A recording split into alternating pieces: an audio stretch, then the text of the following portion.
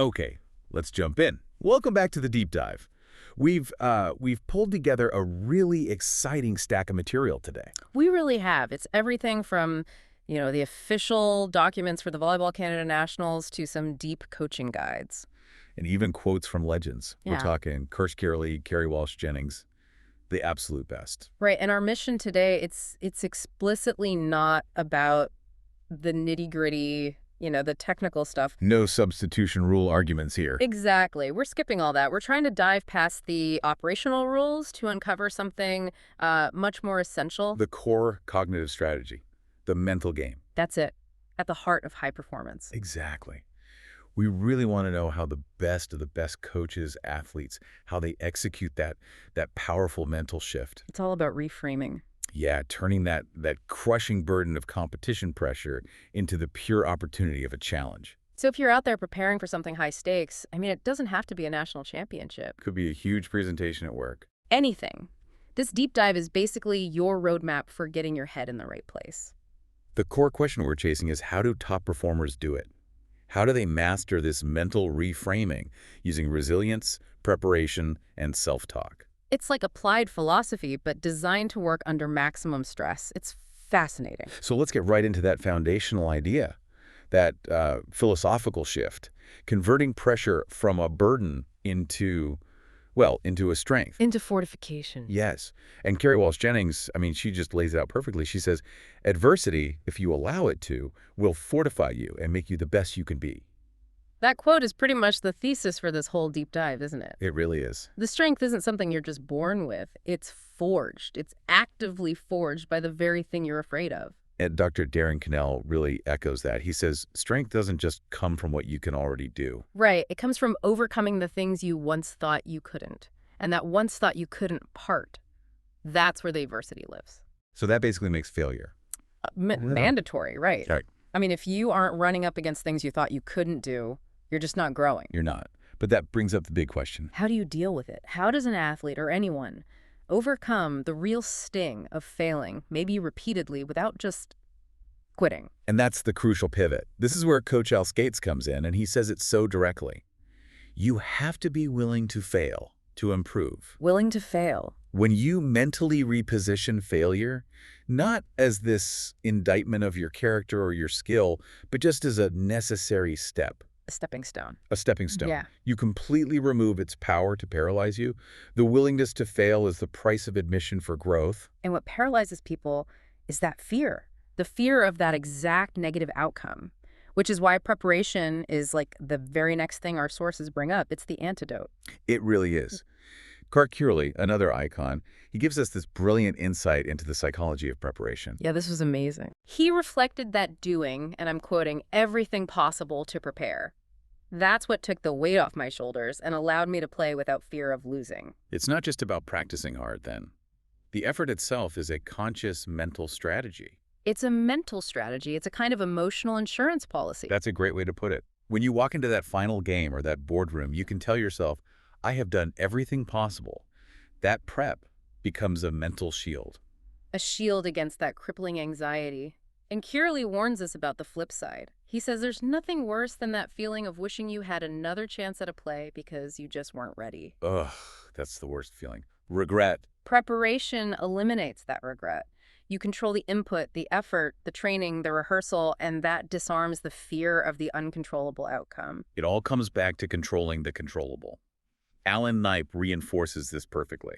He advises focusing only on what's in your control. Things like your standard of training, preparation, and commitment to executing our system. Exactly. If you've maxed out all those controllable things, the external pressure of winning or losing, it's psychologically lifted. You did your job. And when an athlete gets to that point, they've accepted failure as a tool, and they've armed themselves against fear with preparation, then they're ready for the next step.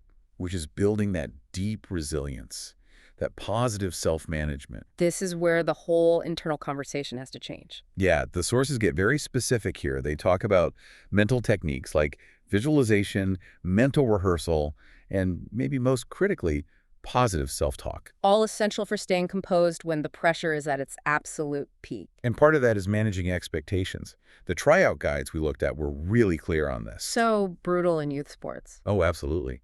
They stress focusing on internal goals, personal growth, and just getting better, rather than comparing yourself to everyone else or worrying about getting picked. That's a huge distinction, because if your goal is internal, you can succeed even if the team loses the big game, or even if you don't get that promotion at work. You're in control of your own success criteria. Exactly. And David Beard offers this perfect affirmation. He says, if you don't succeed, it doesn't mean you are a failure. It seems so simple, but that's a powerful statement. It's a psychological firewall. It disconnects your self-worth from your achievement. And that separation is just crucial for being able to bounce back from setbacks. So let's talk about the environment that lets this thrive. The coaching, the leadership dynamic. I think this is a real game changer for anyone who manages people. It's all about how you handle mistakes. The philosophy has to be about avoiding punishment for what they call honest mistakes. Why is that so important? Well, it's just about psychological efficiency. If you admonish players for honest errors, they become afraid to even try. And that fear creates the exact burden mindset we're trying to get away from. Right. If I know the consequence for trying something difficult and failing is negative, my instinct is just to stop trying difficult things. Which is completely counterproductive. So what's the alternative? And this is where that idea of feed forward comes in, which I just find fascinating. It's a great term, feed forward. It's so much better than traditional feedback because it shifts the entire dynamic. How so? Because feedback is usually about what went wrong in the past, right? Exactly. You're analyzing the past error. Why was your platform so low on that dig? Feed forward, on the other hand, gives a positive, encouraging reminder on what we are about to do willingly. Okay, so instead of harping on the bad pass, you pivot. You pivot to the future. You change the language. Hey, next rally's coming. Keep that platform high and square to the target. It's action-oriented. It's positive. And it feels collaborative, not like a reprimand. Totally. It's about inspiring future success, not dwelling on past errors. It keeps their confidence up. I love that. It's constructive direction without any of the shame. And this positive leadership, of course, has to come from the whole team, not just the coach. Oh, absolutely. Lindsey Berg, talking about being a setter, says that position needs high energy and the ability to give positive, constructive criticism. You have to keep the team comfortable and confident. You can't lead from a place of fear or negativity. It just doesn't work. So we've prepared. We're using positive self-talk. We're getting feed forward, not punishment. But what happens when you still fall short? Which will happen. It will. Dr. Cannell talked about this. What if you do all the work and still face that disappointment? You don't make the team. You lose the point. Cannell says that disappointment is one of life's hardest lessons, but you can't waste it. It has to be channeled. It becomes fuel. It has to become the fire to spark the drive for the next attempt. If you let that disappointment just sit there, you fail twice. If you let it fuel your next prep cycle, you win in the long run. The journey then becomes the lesson, no matter what the outcome was. It totally reframes what success even is. Success isn't just the destination anymore, it's the quality of your commitment along the way. That's a really profound shift. So now let's connect all of this to what it actually looks like in motion. How does this advanced mindset translate into real-time execution? This is where you can literally see the composure. Doug Beal made this great observation that good players rarely look like the game is stressful for them, and they never seem rushed. They never seem rushed. That's it. That sense of calm is the physical manifestation of all that internal prep work. They're not rushed because they are mentally ahead of the play. They aren't waiting for things to happen. They are anticipating. And Marv Dunphy takes it a step further. He calls volleyball a game of intuition, imagination, improvisation. And think about those words: intuition, imagination, improvisation. Those things do not thrive under stress or panic or fear. No, they require mental flexibility. Which is only possible when your mind isn't bogged down in regret about the last point or fear of the next one. That flexibility is the payoff. And it all links back to the most fundamental skill, reading the game. The sources were emphatic. Reading is the most important skill in volleyball. It requires anticipation. You have to move your feet early enough. Right, because by the time the ball crosses the net, it's already too late. You have to move based on that clear, unhurried thought.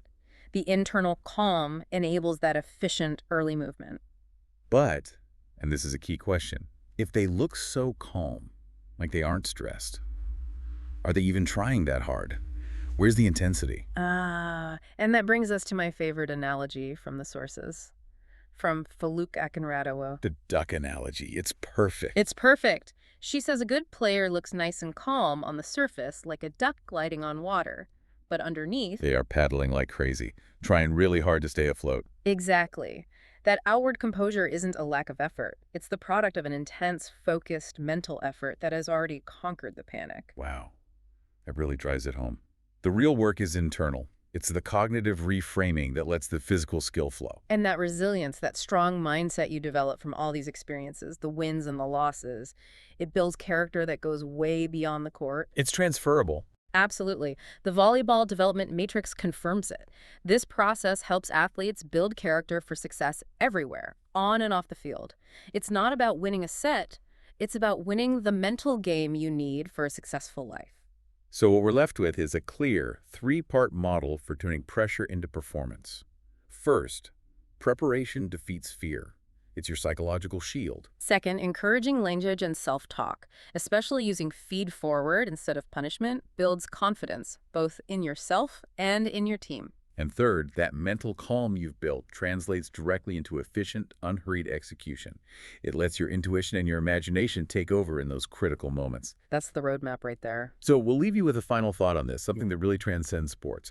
We've seen that elite performance depends entirely on the willingness to fail, to try something difficult without fear of the consequence. So the question for you to think about is this.